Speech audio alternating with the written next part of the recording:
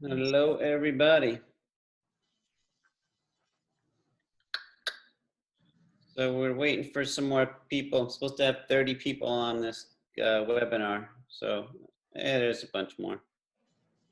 So let's just give it a few more minutes. Well, people aren't even connected yet.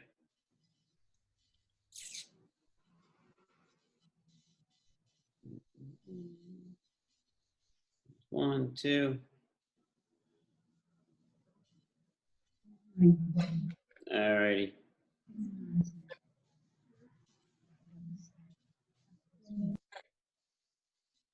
What do you got?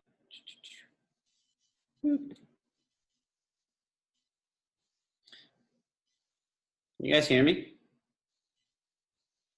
Wave your hand if you can hear me.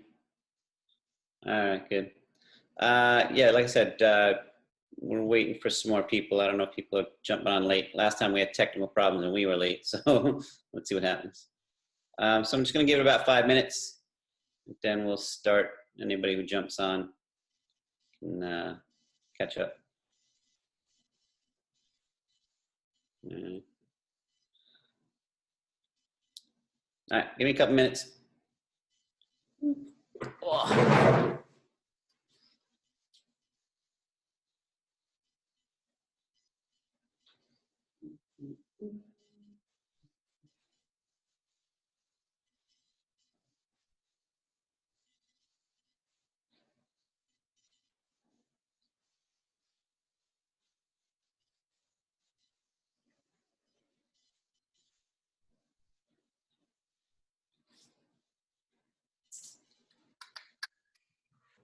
Oh.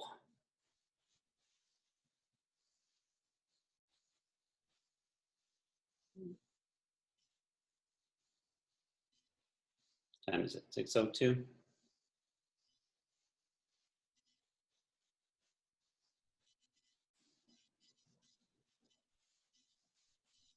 Okay, we'll start at 6:05, something like that. Hopefully more people will jump on.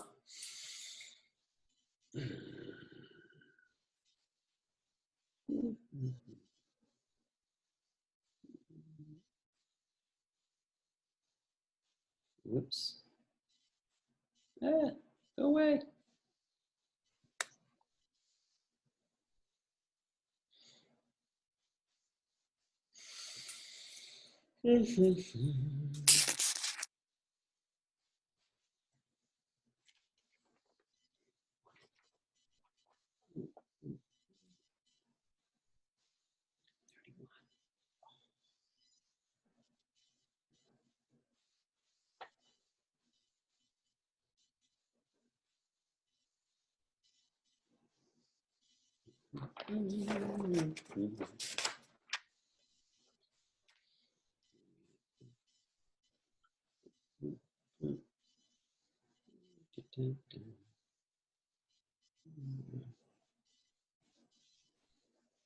One, two, three, four.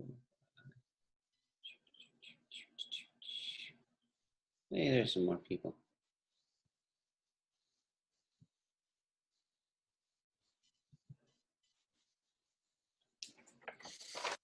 All right, we can go get started. Beginning's just an intro anyway, I guess, right? And people jump on, they can catch up. So welcome everybody. Can everybody hear me? Yeah, I hope. I see a couple of audio connecting. So this is only my second Zoom webinar, so there's bound to be problems. All right.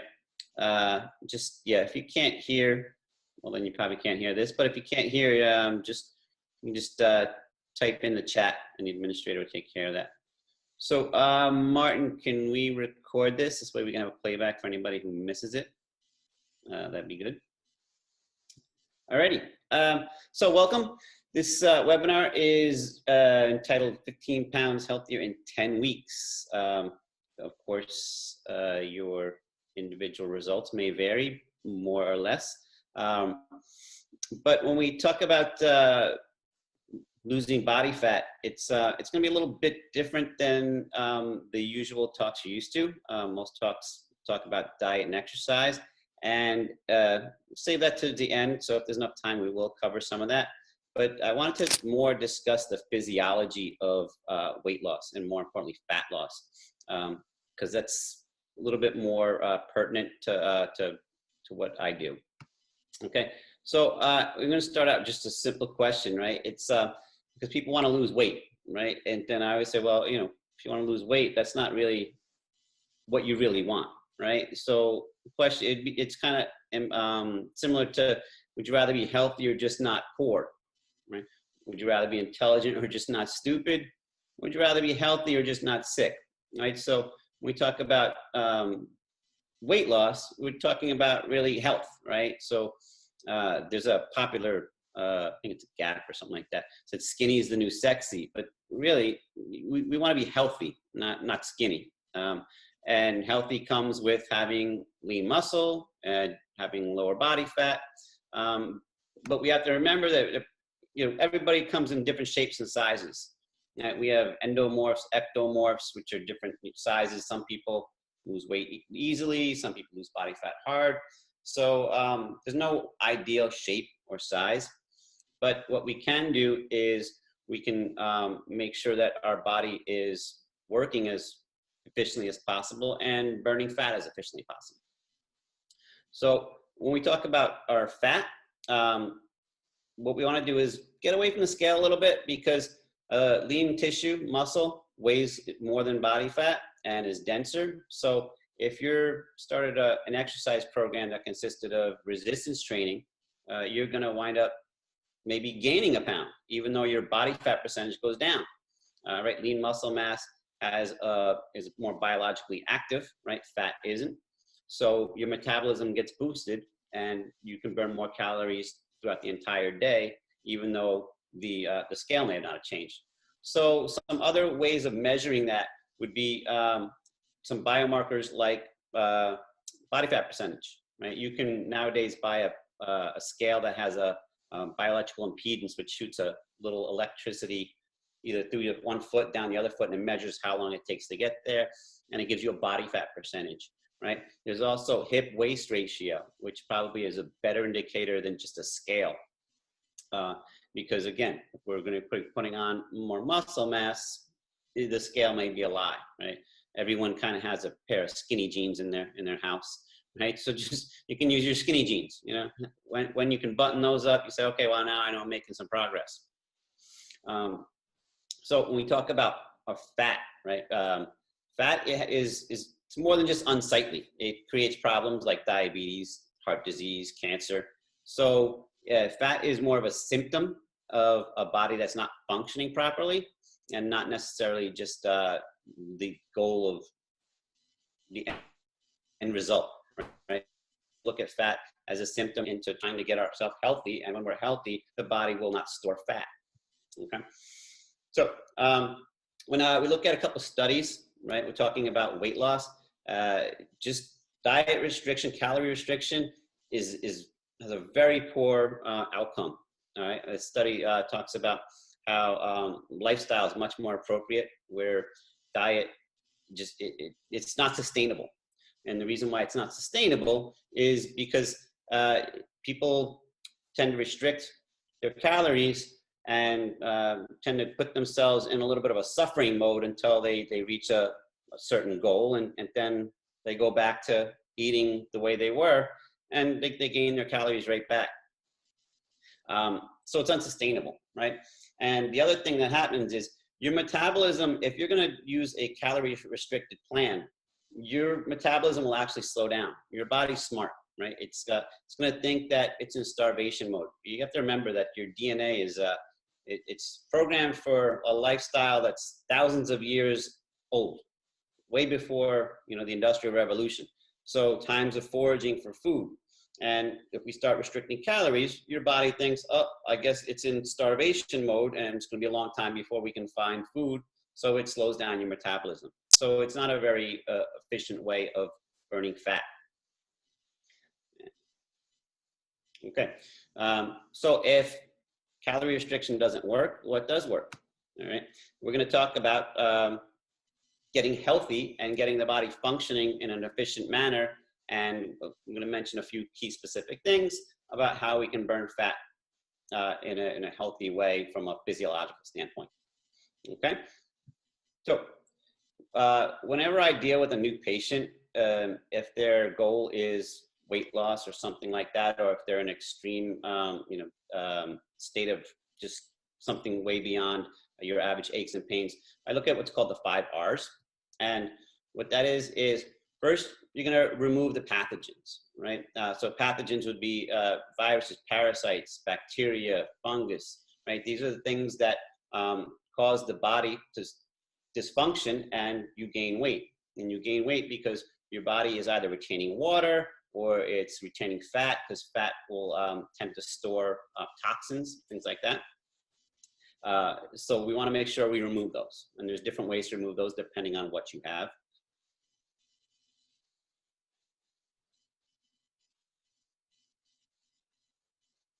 At loss, not as it relates to other things. And then we want to repair the gut, right? Your gut is where we start. I might lose internet connection. If I do, I apologize. I have a very weak connection here at my house. So we want to repair the gut, right? A leaky gut is a place where we're going to get inflammation. So leaky gut is basically your intestinal tube. You just think of it like a tube. So it's really on the outside of the body, your intestinal tube, right? It goes from the mouth to the anus, and it's part of the outside of the body. Now, your body has these little holes in it that gets created when the body's not functioning properly, and undigested food products get into the bloodstream and cause all kinds of problems, from food allergies to inflammation to organ dysfunction. So we want to make sure we repair the gut. Then we want to re-inoculate the gut with something called probiotics. Now, most people have heard of something called antibiotics, which you take when you've got some kind of a infection. Well, probiotics are just the opposite. Probiotics are good bacteria that's in the intestines. And probiotics, they keep the intestinal wall from having those little holes and having that leaky gut.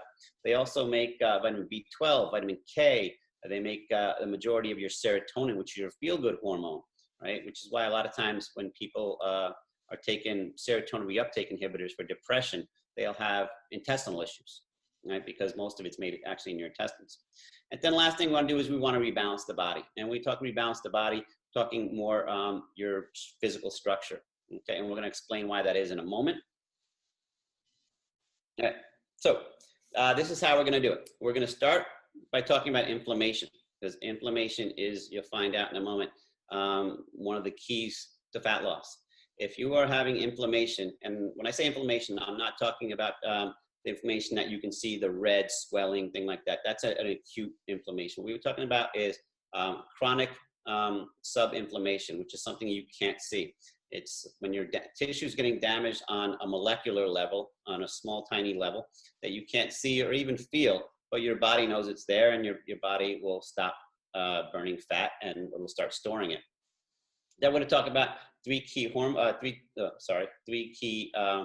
organs: the liver, thyroid, and pancreas, which are the 3 keys for any kind of fat loss. And then at the end, we'll talk about some food qualities and ways to eat food, and then some activity levels and things like that. So everybody always wants to know, well, how do I know about body fat or blah, blah, blah, and what qualifies me? And so at the risk of a little embarrassment myself, this was me 5 weeks ago.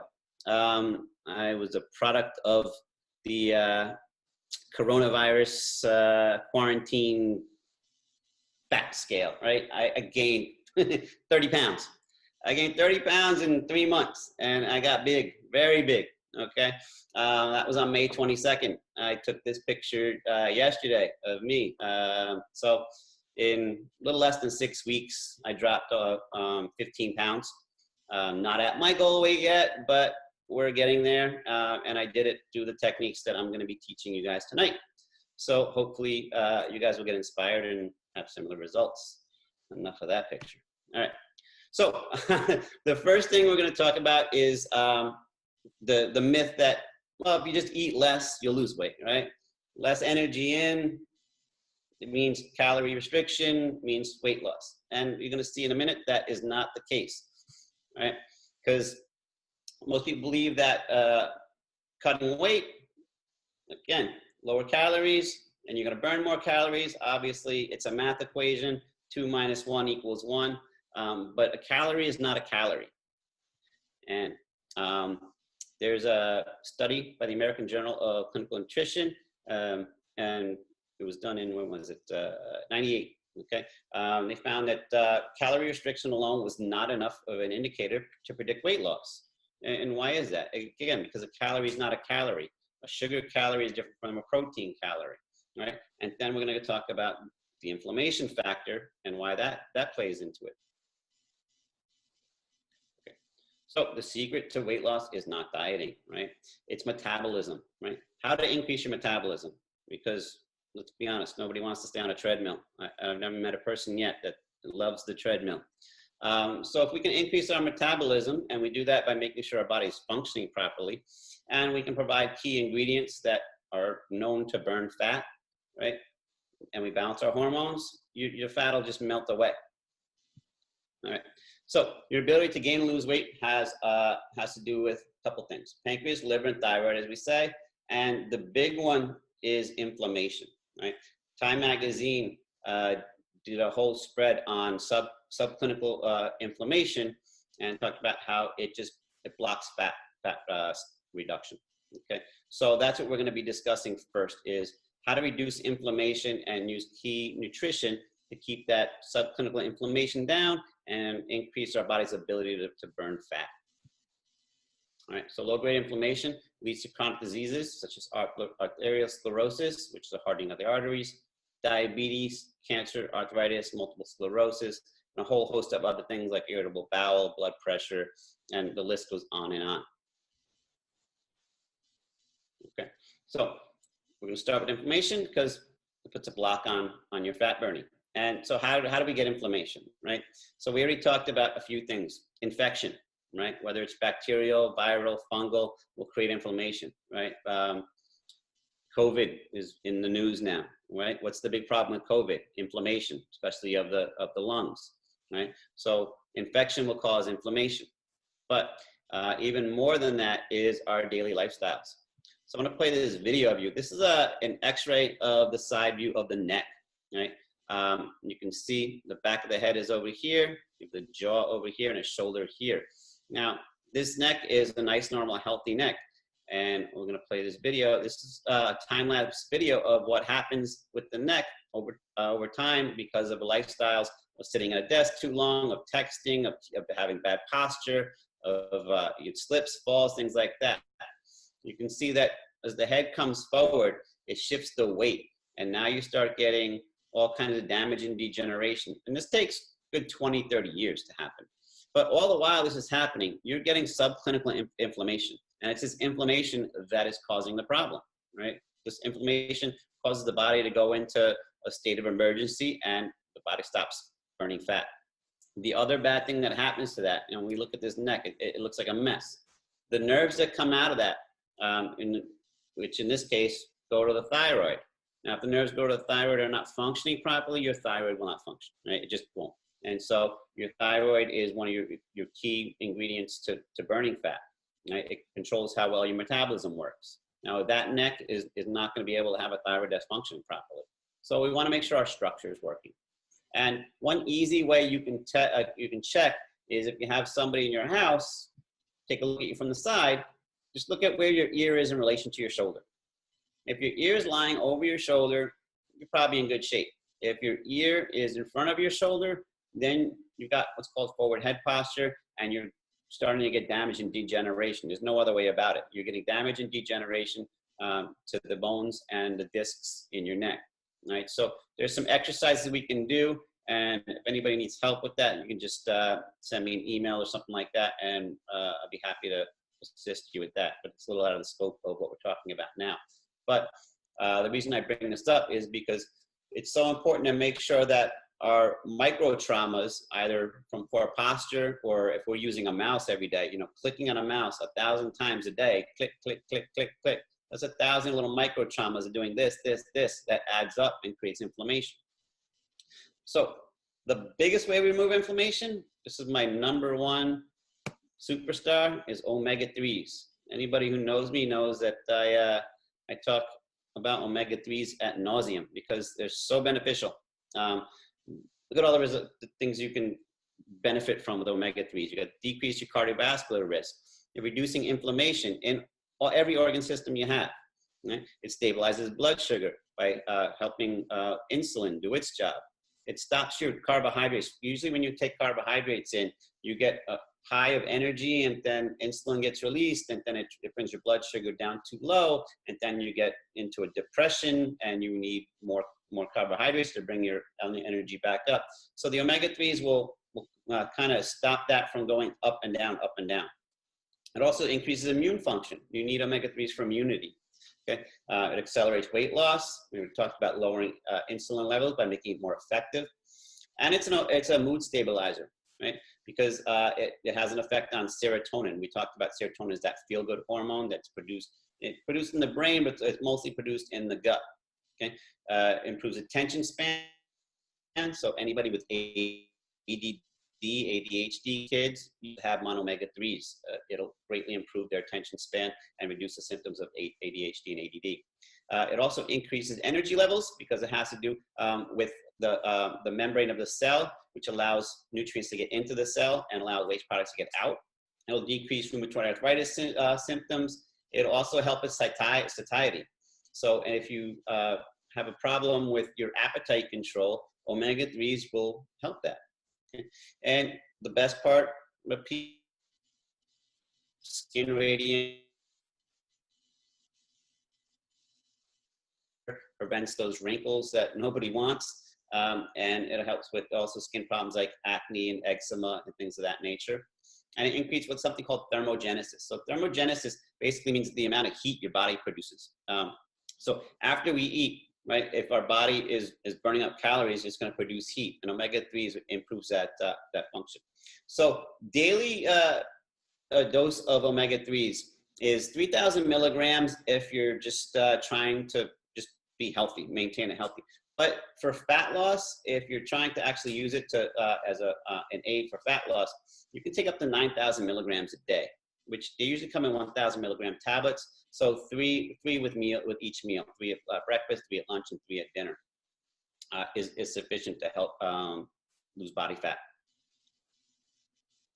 So the addition to omega-3s, there's something called astaxanthin. Astaxanthin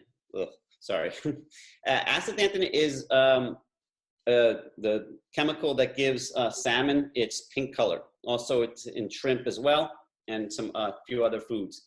So astaxanthin is an antioxidant. Now, it is much more powerful an antioxidant than vitamin E and vitamin C. An antioxidant, for those that don't know, is what you have something called free radicals. Free radical is basically something that damages cells, and you get free radicals because of traumas, because of inflammation, because of toxicity. You'll get these little free radicals. They're like scavengers that go around the body, and they'll attack cells. And so antioxidants will combat the free radicals and kind of make them inert, and they won't hurt the body. So astaxanthin is one of a very potent antioxidant. The good thing about astaxanthin is it crosses the blood-brain barrier. Your brain and your spinal cord is protected from the rest of your body because it is so essential to your health that there's a barrier that keeps things away from it so that you don't get an infection in the brain or spinal cord and lose your life. And so only certain things are allowed across. Astaxanthin is one of those things. So it will keep your brain sharp, and it's good for the eyes as well and your nervous system. It also prevents wrinkles and age spots. Okay, it inhibits what's called cytokines, which are an inflammatory chemical, and improves endurance so that when you're exercising, you can go a little bit longer to burn more calories. And it improves your digestion, your gastric health, and it also helps eliminate infections of H. pylori. Those are what gives stomach ulcers.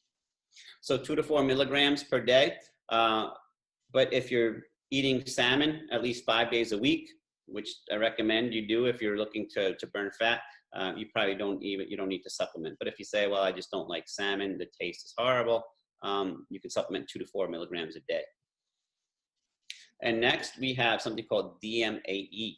okay, which is also found in fish. This is why I recommend salmon, because now we got three things that are in salmon. Salmon has omega-3s, salmon has astaxanthin, and it has DMAE. So you eat salmon 5 times a day, boom, I'm sorry, 5 times a week, you got 3 things that are already off your table that you don't have to supplement with, okay?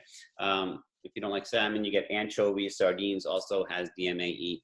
It's also a known anti-inflammatory, right? Again, we have to get that inflammation down in order for you to burn fat, okay? You can't burn fat when you're inflamed, right? Your body, the reason why you have fat is to store and get some of these toxins away from the vital organs, right? So when you're inflamed, you're inflamed because your body is being damaged. So your body's trying to wall off this stuff, and it's going to store it as fat, at least some of it. So DMAE also improves memory and problem solving, okay? Produces acetylcholine and other neurotransmitters, and reduces body fat. Acetylcholine is part of what's called the Krebs cycle, and starts that energy, that producing energy from fat. And it increases skin firmness and muscle tone.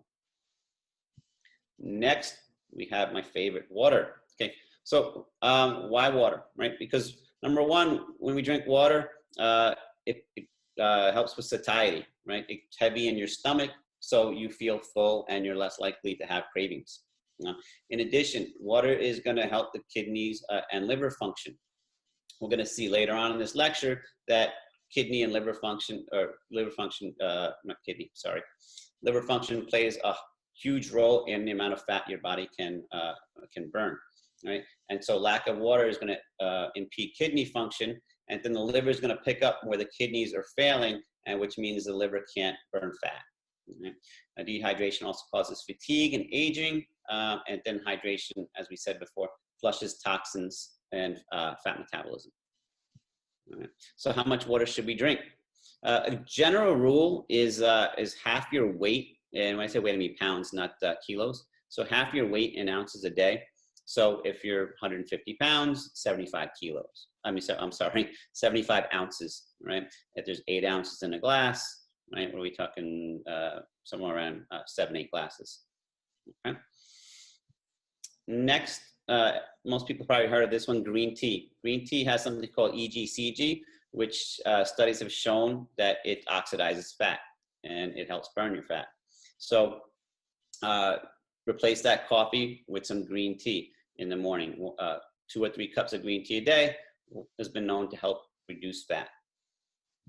And next we have something called alpha lipoic acid.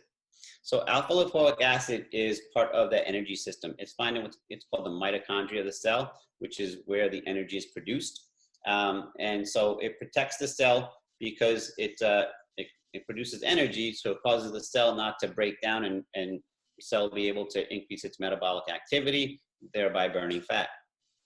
Okay, it's both fat and water soluble, so it means that it can be in all places of the cell. There's certain parts of the cell, like the cell membrane, the outside of the cell, that's only fat soluble, and certain parts, like the inside, what's called the cytoplasm, is only water soluble. So some vitamins or some minerals and proteins can only be in one part or the other, but alpha lipoic acid can handle both. So wherever it's needed, if the cell has some damage to the cell membrane, alpha lipoic acid can go in there and help with that. If it needs something on the inside in the cytoplasm, it can go there as well.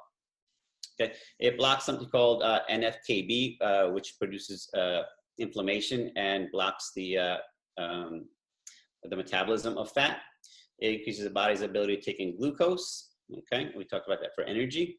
Increases sensitivity of insulin. Right, we're going to be doing a lecture, I think, in September on diabetes. Right, so a lot of these things that we're talking about now for fat burning is all related to insulin sensitivity, and we're going to talk a little bit about why insulin is so important when we talk about fat loss, but it also crosses over to things like diabetes. Okay, and then alpha lipoic acid works with coenzyme Q10 and carnitine, L-carnitine, almost the same thing as far as energy production. You need all 3 of those, and if you're deficient in any one of those areas, it short circuits your body's ability to turn fat into energy, and your body looks other places for energy. And where it looks most is the muscle, right? So it'll start burning muscle for fuel instead of fat, which means that now you're going to get inflamed because you're burning muscle. And the other thing that's going to happen is you're going to have what's called sarcopenia, which is a loss of muscle mass, which means your metabolism drops down and your weight's going to go up on the same caloric intake that you used to having. And the last thing alpha lipoic acid does, it raises the levels of vitamins C, E, CoQ10, and glutathione. And glutathione is probably the most abundant antioxidant in the body, but your body has to make it. Okay, so 25-30 milligrams is average and normal per person. But if you're going to be talking about fat loss, you got to up that by 200 to 400 milligrams. Okay. And next we got carnitine and L-carnitine. Carnitine and what's the other one? Acetyl L-carnitine. I'm sorry. So carnitine is water soluble, converts fat to energy. Right. It transports fatty acids in the blood into the cell and assists the liver function, enhances energy production, prevents muscle loss, protects the immune system. You shouldn't take it at night though, because it can keep you up at night because it's increasing your metabolism, which you don't want when you're trying to go to sleep. It works best if you take it with omega-3s. So 500 milligrams up to 2,000 milligrams is safe and shown effective for fat burning. You want to take it with meals along with your omegas. Then acetyl L-carnitine is just the carnitine is attached to an acetyl group, which is probably a little bit more effective for burning fat. This one does pass the blood-brain barrier, where just L-carnitine doesn't. It's neuroprotective because if it passes the blood-brain barrier, it's going to can work on brain, eye, and central nervous system. Improves mitochondrial function. We talked again, mitochondrial function is where the energy is produced in a cell. It's anti-inflammatory, protects the cell membrane, and it helps prevent glycation. So glycation is a process of when like a sugar molecule attached to a collagen, and collagen is the most abundant protein in the body. And so a sugar molecule attaches to it and creates what's called advanced glycosylated end products, AGEs. You might have heard of them. Okay, what does that happen? That means that the skin now gets this thin appearance to them, and you start to be able to see almost through it, and you can start to see vein, like varicose veins and things like that, or blood vessels, and you get this really kind of almost waxy look about yourself. And it also promotes wrinkles. So acetyl L-carnitine will help prevent that. And it proves into sensitivity to insulin. Okay, the couple contraindications, and that's people that get seizures or depression. L-carnitine or acetyl L-carnitine is shown to not be good for those people. And I'm going to take omega with omegas again, and 500 to 1,500 milligrams is a prescribed dose. Okay, so next one is CLA, conjugated linoleic acid.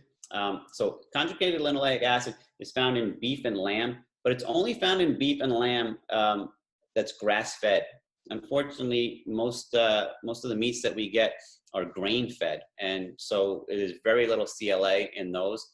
So if you're going to eat meat, lamb, things like that, try and get them that are grass-fed, because they'll have much more of that CLA that's going to help burn your fat.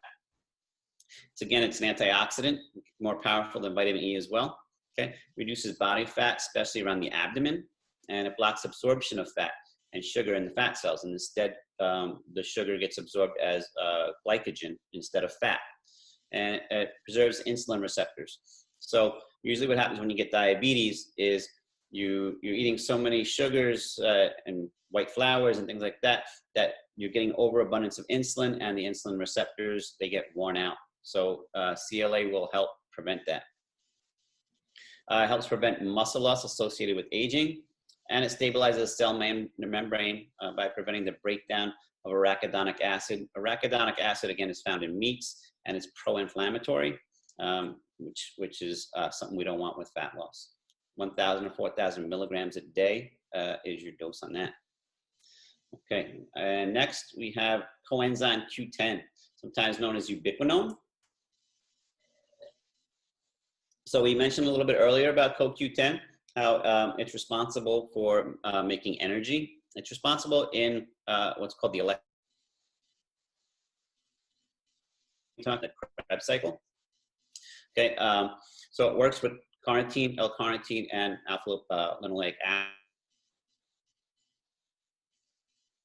increasing the energy production, and it regulates blood sugar and insulin sensitivity as well.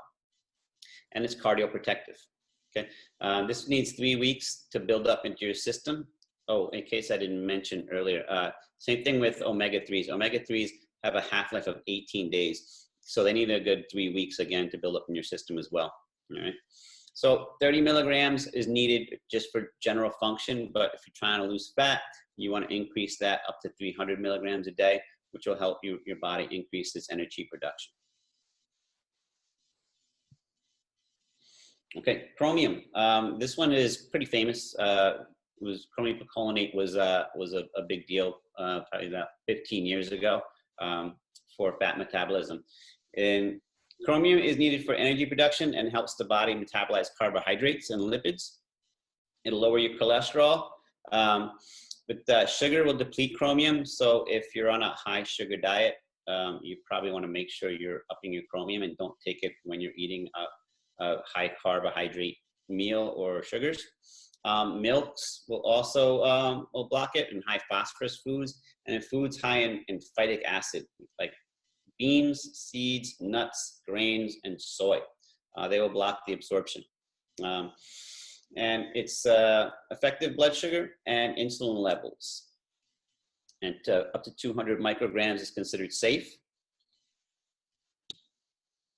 Okay, we're getting towards the end. We got, what, a couple more.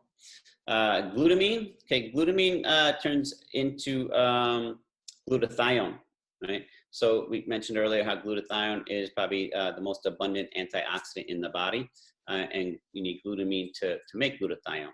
So it's going to prevent the inflammation, which is going to help the body function more efficiently and burn fat.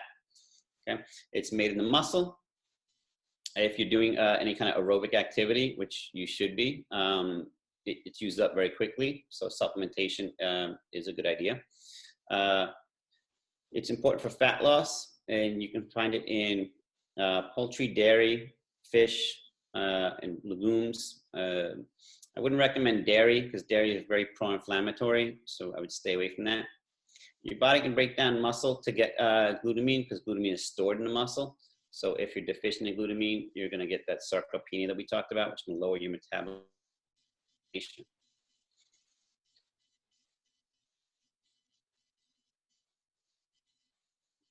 Will break down of muscle and supporting of the digestive system, and it heals ulcers and may even heal colitis and Crohn's disease. All right. It was known to reduce craving of carbohydrates. It prevents fatigue, and it increases neurotransmitters, specifically GABA in the brain.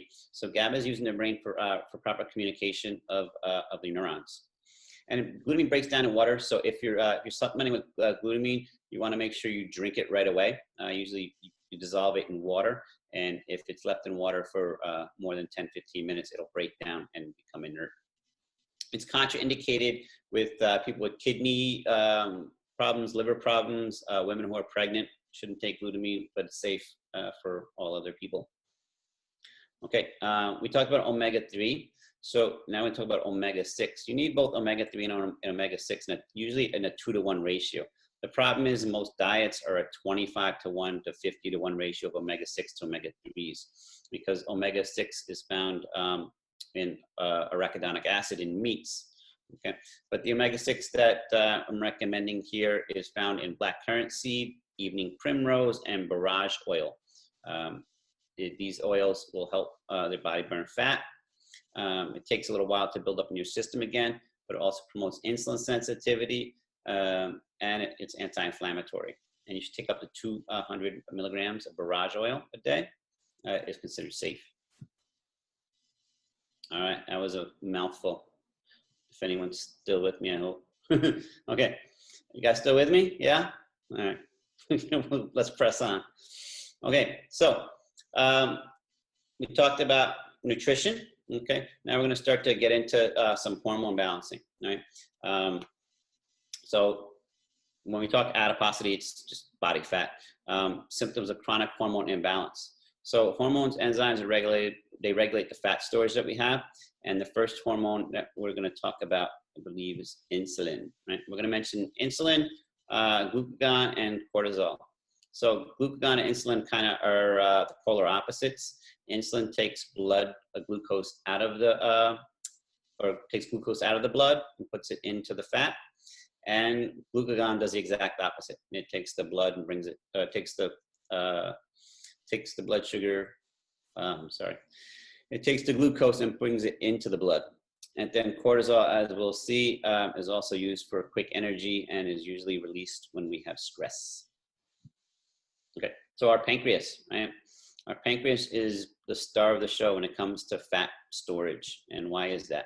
Because insulin stores body fat, okay? High insulin levels are very pro-inflammatory and they're storing body fat. So when you eat a meal that is high in glucose, insulin gets released, and what happens? It takes all that blood glucose and it stores it. And where does it store it? Well, it stores it mostly in your fat, right? Some of that glucose gets stored in the liver in the form of glycogen, which we'll see when we get to our liver section, how that can be a problem.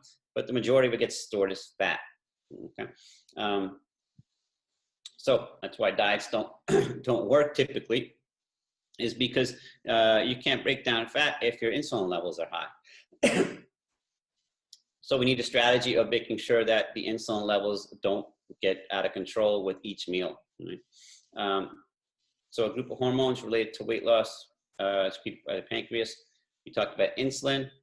Takes sugar, right? I already mentioned this. Takes sugar from the bloodstream and puts it into the cells and stores as fat, right? The other one's glucagon, which takes it from the fat and breaks it down and uses it for energy.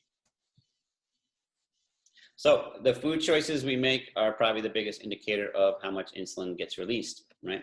Sugary refined carbohydrates, which most people already know about, and dairy will be poor choices because they're going to raise your insulin levels. And then we're going to talk about exercise as we get towards the end. So this is our big line number 2 about a calorie is a calorie, which is not true. And we'll see that right here. So there's something called a glycemic index. A glycemic index basically is an index that will tell you how quickly food gets converted into glucose into the blood. The quicker food gets converted into glucose, the higher your insulin release is. So something like a white flour will produce glucose into the bloodstream much quicker than like a bran flour or something like that, or whole wheat flour, because it's got fiber in it and things like that, so it doesn't convert as quickly and you don't get that insulin spike. Remember, the more insulin that gets released, the more fat storage is going to happen. And the other thing that happens when insulin gets released is you get that yo-yo, right? Because you have a high blood sugar, which means you got a lot of energy, but it's damaging to the body, and insulin comes in, takes it out, goes in the fat cell. Now you got a low energy because you don't have enough blood sugar because insulin took too much out. So now you need glucagon to come out and start taking some out again. You go through this highs and lows. The other thing that happened is that serotonin, that feel-good hormone that we mentioned, serotonin gets released with high carbohydrate meal. So you get this almost euphoric high when you eat a high carbohydrate meal, and then you lose that high when all that blood glucose goes away because the serotonin now drops. So almost like a drug addict is kind of going through withdrawal, you're going through the same kind of withdrawal when you have that insulin spike and you have that yo-yo kind of effect, right? So sometimes when people say, well, just have better willpower, it's not just about willpower. You have actually like a physiological response to these foods that we eat that almost leaves us powerless to fight against them. So high glycemic foods, any food that is above a 50 is considered a high glycemic food for fat loss, right? So these are typically your simple sugars, your white flours, even like a rice cake.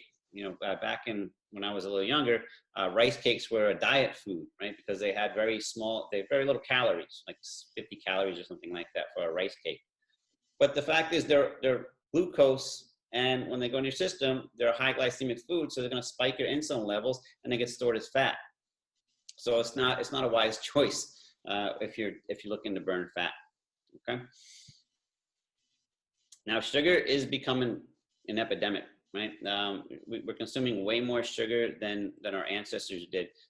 Even back 100 years ago, we consumed more sugar in a day than they did in a year, and that's leading to type 2 diabetes, right? And also obesity. So sugar can find its way into most processed foods. You have to be careful, and you have to read labels. Because even like salad dressing will have sugar in it. Ketchup will have sugar in it. So there's a lot of places that sugar will hide that we don't really think will be there. And the worst sugar of all is something called high fructose corn syrup. Right? I've seen the commercials. Like I don't know if you got them here, but in America, commercials like, it's made from corn, so it must be healthy. Nothing be further from the truth. High fructose corn syrup will produce a fatty liver. Right? It does the same thing that alcohol does without getting you drunk, but it'll produce a fatty clogged liver, which will absolutely subvert any fat loss plan that you have. So stay away from high fructose corn syrup. It is not natural, and it is probably the most detrimental thing. That'll subvert your efforts. And there's a sugar intake, just showing how it's spiked. Okay. Okay. So because of large amounts of sugar we consume, pancreas produces more insulin, right? And remember, insulin is the key that opens the door to cells. But what's going to happen is you're going to get insulin resistance because your receptors eventually get burned out because there's too much insulin going on, and it's a constant state of getting the blood sugar out, and they burn out, and then that's where you get first syndrome X, and then eventually type 2 diabetes. Okay. And then we talked about white flour, white rice, white sugar, right? These are all foods that have been processed, right? You don't find these in nature. What they do is they strip the bran part off of them, which has all the vitamins, the fiber in it, and they just give you just the carbohydrate problem, which spikes your blood sugar. So if you're actually have to have your carbohydrates, choose things like whole wheat, right? Rye, things like this are going to have a high fiber content, and they're not going to spike your blood sugar as much. Right? And talk about insulin's going to cause a type 2 diabetes. So it's in everyone's best interest to make sure that insulin is probably the first thing we think about with our diets. So instead, we want to look at something more in a high protein meal, which is going to decrease the insulin spikes. It's also protein creates what's called satiety, which means that you're not going to be as hungry and you're going to get full, and you're not going to eat as much. So a high protein diet is probably a best bet. We're going to see towards the end, if we have time, we're going to talk about what's called the paleo diet or zone diet. Is probably a little bit better strategy for burning fat. Okay. So energy balance, right? As we talk about excess calories, right? So we want to try and limit the amount of sugar, empty calories, and this is where people make a mistake when they start drinking their calories. A cup of juice is going to spike your insulin levels so much, because 1 cup of orange juice is probably like, 7, 8 oranges. There's no time you would ever eat 7 or 8 oranges. So now your blood sugar gets spiked and everything gets stored as fat. So be careful of these hidden calories. Okay, next we're going to talk about your thyroid, right? Your thyroid is your heater. It controls your metabolism. And just a quick little recap of how the thyroid works. So part of your brain called your hypothalamus is going to release a hormone called TRH, and that goes to another part of your brain called your pituitary. Now, your pituitary has influence on a number of glands. One of them being the thyroid. Another one that's relevant here is your adrenal glands, your stress glands, because that will throw up your thyroid as well. But your pituitary will release a hormone called thyroid stimulating hormone that goes to your thyroid, that makes 2 different hormones, T3 and T4. And it does this by mixing with iodine. So if you don't have enough iodine in your diet, right, you get iodine mostly from seafoods and things, and they put iodine in salt now because too many people were getting thyroid problems, so they iodize salt. But if you don't have enough iodine, you're gonna subvert your thyroid function as well. Now, 93% of your thyroid hormone is T4. Now, T4 is not a very effective hormone. T3 is the active hormone, but thyroid produces 7% of that, which is not enough to burn fat. The majority of your T4 gets converted into T3 in the liver, which is why the liver is so important in burning fat. Because if you have a clogged, stagnant liver, you're not going to convert your T4 to T3. Then you go to the medical doctor and you ask them, say, hey, how's my thyroid? Can you check my numbers? And they look at your numbers and your T4 and T3 are fine. Everything looks okay. You don't have a thyroid issue. Well, if you're not checking liver function with that, and you're not checking adrenal function, which can also subvert your thyroid, you're going to miss the problem. Right? And I'm going to show you an easy way that you can check yourself in a moment. All right. And then you also have inactive form of T3 called reverse T3. So sometimes if you're just running a T3, T4, your T3 might look fine, even though the majority of it is inactive, it's in reverse T3. So make sure if you're getting a thyroid panel, you have them run a reverse T3 as well. And then your talk about your gastrointestinal tract is where it's converted. Okay. So symptoms that are associated with the thyroid problem. Okay, and there are a lot of them. Right. Fatigue. We got headaches in the morning that wear up as the day goes on. Getting out of bed, just taking a little while to kind of get going, needing like coffee to kind of get yourself up and running. Constipation, depression, sensitivity to colds, poor circulation, right? Because your metabolism is depressed, so you don't have good circulation. You get muscle cramps. Your wounds don't heal very fast. You need a lot of sleep. Chronic digestive problems, lack of stomach acid, hypochlorhydria. So hypochlorhydria can play a big role in how well your body digests food and stores fat. If anybody has a hypochlorhydria or suspects they have, one thing you can do to check is first thing in the morning, get a teaspoon of baking soda, bicarbonate, okay? And drink it on an empty stomach and time how long it's going to take you to start burping. If it takes 2 minutes, you have enough stomach acid. If it takes more than 5-6 minutes, it means that you don't have enough stomach acids and you have to get to do something about it because you're not going to be digesting your foods, and you can get many different things from Crohn's disease to food allergies to gastritis and things like that. Easy way to fix that is an empty stomach in the morning for 1 month.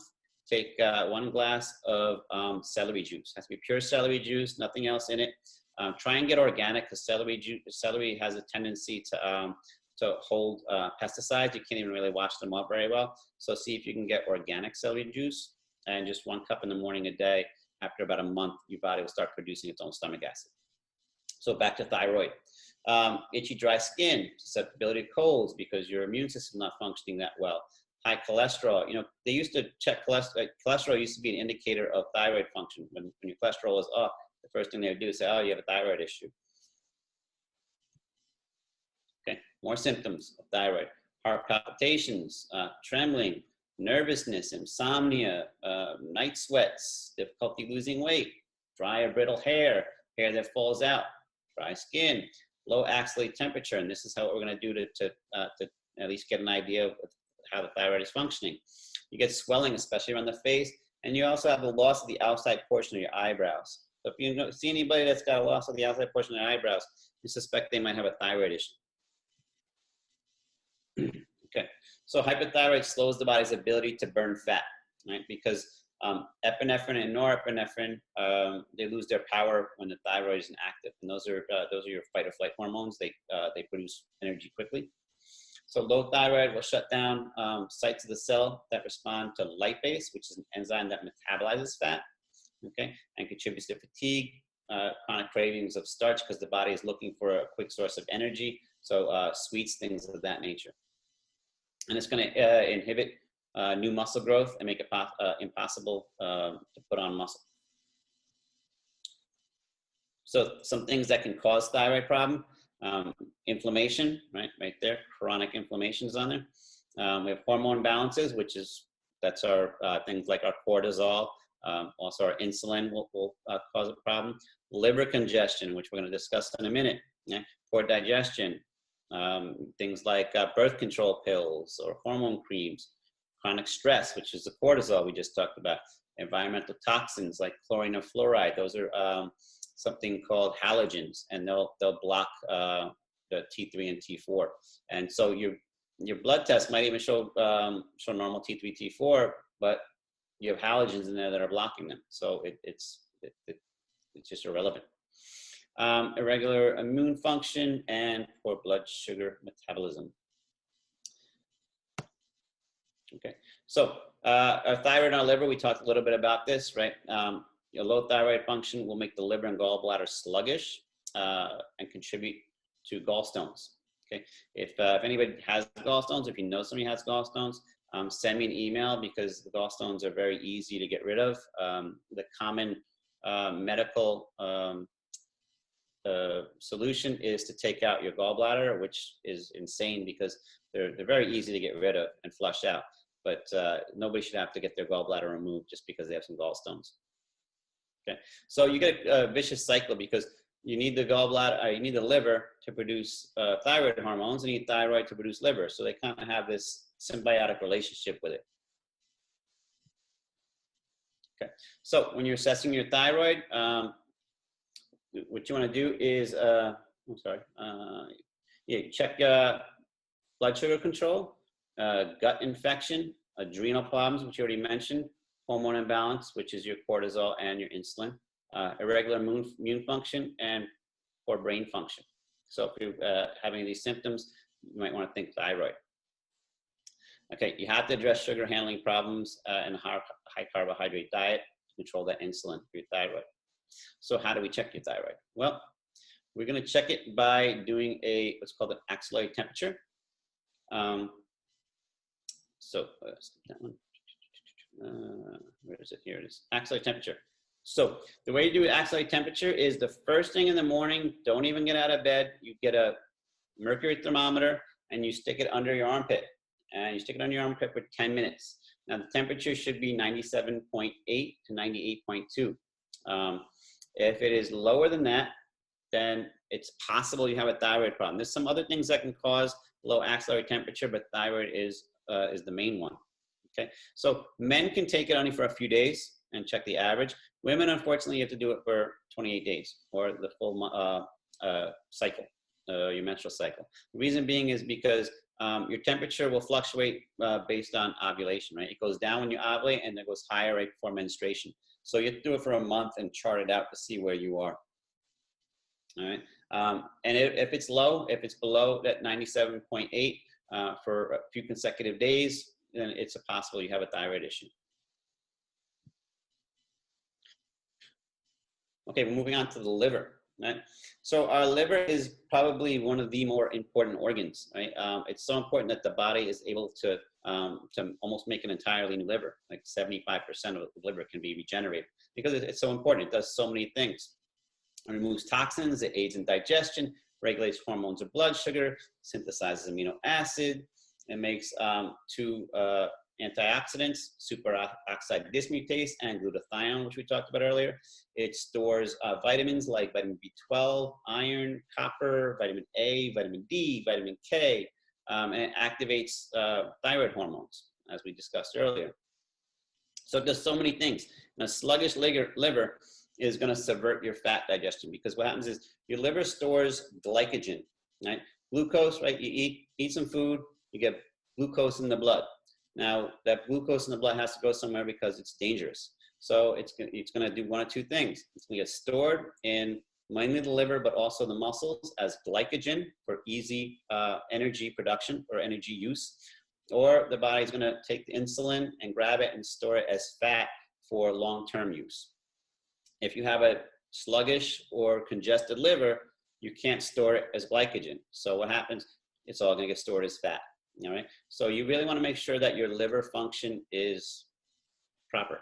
Okay. And the way we do that is, well, discuss that in a minute. We're going to talk about some nutrition that helps with liver function, right? You usually should do a liver flush maybe twice a year. You want to also use foods that are cleansing to the liver, right? Water is a big one because it's going to help flush that out, because one of the main things the liver does is it removes toxins from the body. Other things are things like milk thistle, dandelion root, gudo kola, Panax ginseng, glutathione. These are all things that help with liver detoxification. So you have, when the liver detoxes, it has two phases. It has what's called phase 1 and phase 2. Now, phase 1 does conjugation, or methylation, I'm sorry. Phase 2 does conjugation. So you have to make it water soluble to get it into the intestines and get it out. And we want to make sure that we're not taking oral contraceptives, because that'll deplete the body's ability to remove toxins, right? Other things that are good for that are choline, trimethylglycine, MSM, beetroot, and betaine HCl, which is a hydrochloric acid.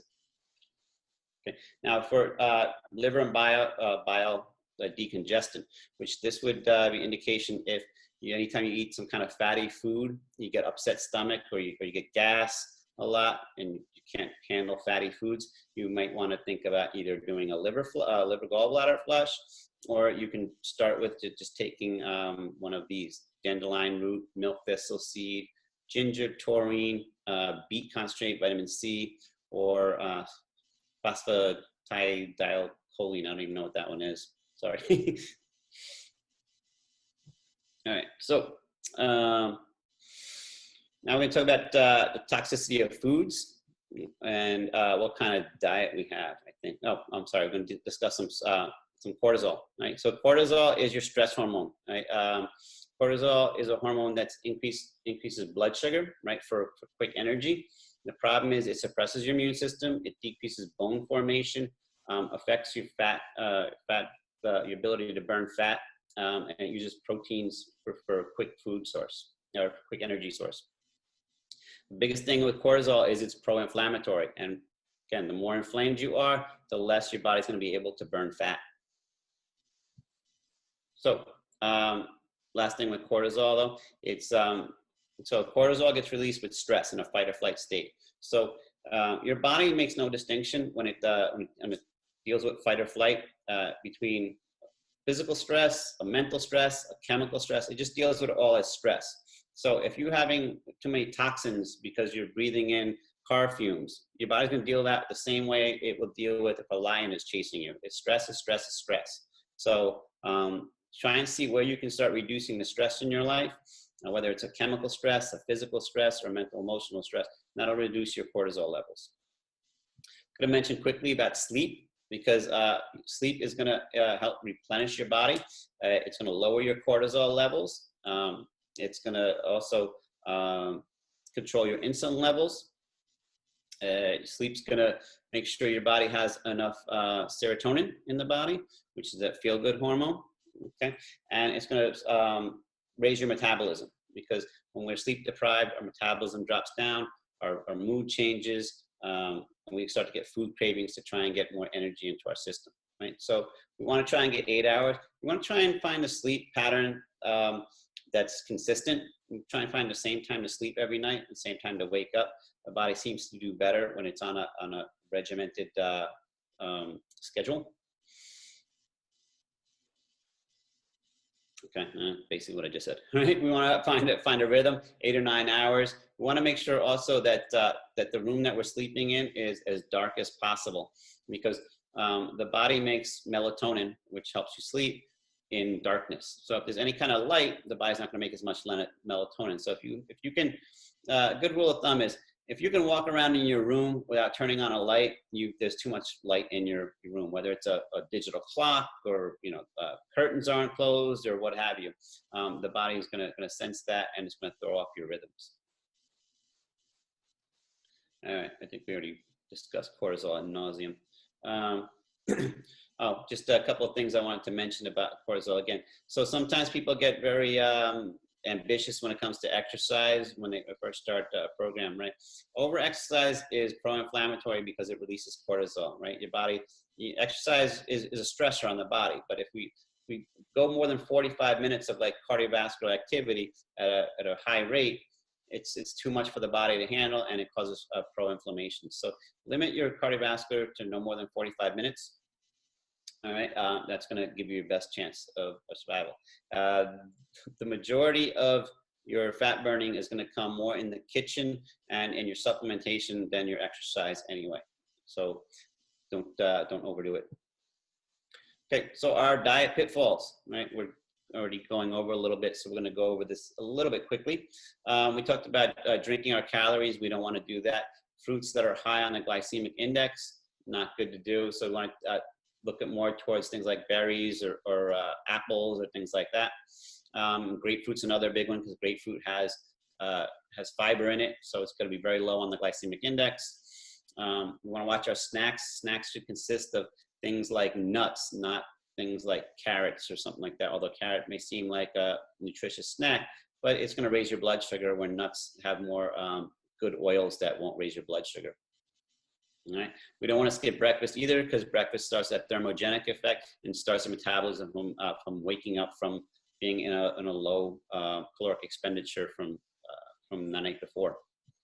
All right. So if anybody's seen this, in my country, we have this thing called the food pyramid. This food pyramid is the worst thing that my government ever produced, other than Donald Trump.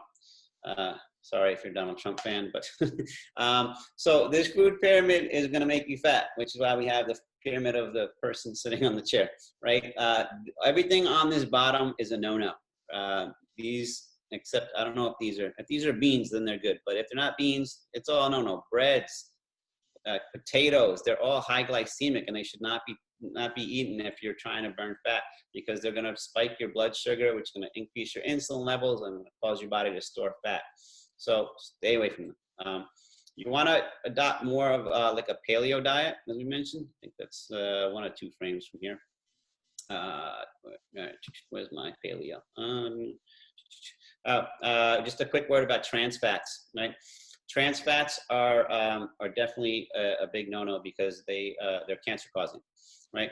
We talked about omega-3. Omega-3 is what's called a cis fat. A cis and a trans fat is just the configuration of the molecule. Trans fat is very straight, and omega-3 is a bent molecule. So the reason why trans fats are used is because they don't break down. So you can put trans fats in some food, and you can leave it on a shelf for months, and it won't break down, which is why grocery stores like them, because they don't throw away food. But that same thing happens in your cell. It's a very rigid cell, and then it causes toxins to not get out of the cell, and nutrition not to get into the cell, and creates damage to the DNA, which in turn causes cancer. So stay away from trans fats. Hydrogenated fats, same thing. All right? And it's just Dr. Walter Millett talks about how trans fats kill 30 to 100,000 people every year from heart disease. All right, so quickly about diet. I'm trying to run through this quickly because I'm already 10 minutes over, so I apologize if it's running fast. But if anybody missed anything, just drop me a note, or if you're a patient of mine, come in when you're in a clinical time, ask me, and we can go over anything you want. In addition, we are recording this, so I'll probably have a playback somewhere on YouTube or something. All right, we want to stay away from pretty much everything on this menu, except the meats are okay on occasion if it's grass-fed, right? Because most meats are grain-fed, which causes a high arachidonic acid, which is a pro-inflammatory. Dairy, definitely stay away from. That produces mucus in the body and is very pro-inflammatory. Alcohol, empty calories. Sugars are just going to spike the insulin, which we don't want. Honey is great. Honey doesn't spike your insulin levels, and honey actually is antibacterial, antifungal, so it's actually a good health food. Vegetable oils of all kinds. The oils that if you're cooking in, you really should be cooking in something like a coconut oil, an avocado oil. These are all oils that have what's called high smoke point, which means they don't break down with heat. Extra virgin olive oil is great because they have monounsaturated fatty acids. The problem with extra virgin olive oil is it has a low smoke point, so it usually breaks down in heat. So not your best choice. Your better choice would be coconut oil, because it doesn't have much of a flavor to it, and it has a high smoke point. All right. So a little recap of what we want to do in a diet. We want to stay away from high refined carbohydrates. Anything that says low fat, and you stay away from it. If it says low fat, it means that they've chemically altered it some way to reduce the fat. Fat doesn't make you fat. Spiking insulin makes you fat. So don't be afraid of eating fat. Avocado is full of fat. It's wonderful for you. It's so neuroprotective. It's got vitamin K. It got so many vitamins in it. It's probably one of your better superfoods, and it's not calorie dense. So one avocado doesn't have a lot of calories in it, but it makes you feel full. So don't be afraid of the fat. Protein, again, it causes satiety, right? So we want more protein in our foods, less high carbohydrate, refined carbohydrates, and stay away from sugars. And so we want to low to moderate good fats, high protein, high carbohydrate, not grains though. We want to stay away from those. No refined foods. Anything that's been processed is probably a good idea to stay away from. So, right, vegetables, right? Lean natural meats that are grass-fed, fruits, nuts, seeds, and limit our starches and sugars. Right? Diet is not terribly complicated. Everybody tries to make it so complicated, but if we just stick to things that are not processed, right? And that's a basic rule, right? So a paleo diet is basically that. It's just unprocessed foods, right? So a paleo diet is the way that people were supposed to eat, or we did eat way back before, agricultural techniques took over some 6,000-7,000 years ago. But anything before that, everything was paleo. It was hunter-gatherer, nuts, seeds, vegetables, and some meats. Okay, and our diet. I mean, our DNA hasn't changed in 40,000 years, but our diet has drastically changed, which is why we get all this obesity. Okay, comparing 1 to 1. It's a little bit more of a 2 to 1, a little bit more, something like that. All right, so your plate should look something like this, right? 3/4 of it should be fruits and vegetables with a little bit of fats, and about a little bit more than 1/4 of proteins. So I just got some pictures of some yummy foods in there. This is what a paleo diet looks like, which is not, you're not starving yourself, and you're not denying yourself, right? It's something that can be sustained. It takes a little bit of transition to kind of get used to not having rice in every meal, and noodles and rice in every meal. But once you start to get the hang of it, you'll see that you can have a bountiful, full plate of food, and you can eat as much as you want. That's the good thing about a paleo diet. All right, boom, boom. I'm getting hungry now. So that pretty much takes us to the end. I know I kind of went a little fast, but I knew my lecture was going to go over. So I wanted to kind of squeeze it all in. So I hope you guys found this informative. If you did, thank you for sticking around. We're going to have a couple more lectures. I'm going to be doing one the first Wednesday of every month is going to be a lecture. The next one that we're doing, the first of the month, is going to be about your low back, how to bulletproof your low back. That's going to be on August 5th. And then in September 2nd, which is the first week in September, the first Wednesday of September, it's going to be on diabetes. Okay. And then I'm also doing a golf performance and injury prevention. So if you or somebody is a golfer, please share that word with them. If there is any subject that anybody would like to know about, and you want me to do a talk about it, send me a note. You can see down at the bottom, there is our address and our phone number. You can call in. I didn't put my email down there, sorry. But just drop us a note. You can usually find me on Facebook at Dr. Scott J. You can drop me a note there, and I'm happy to put together a lecture, provided that there's some interest in it. All right. Thank you guys for sticking it out. We went through a lot in a short amount of time, and I hope you guys found it useful. All right. I will see you hopefully next first of the month. Thanks, guys.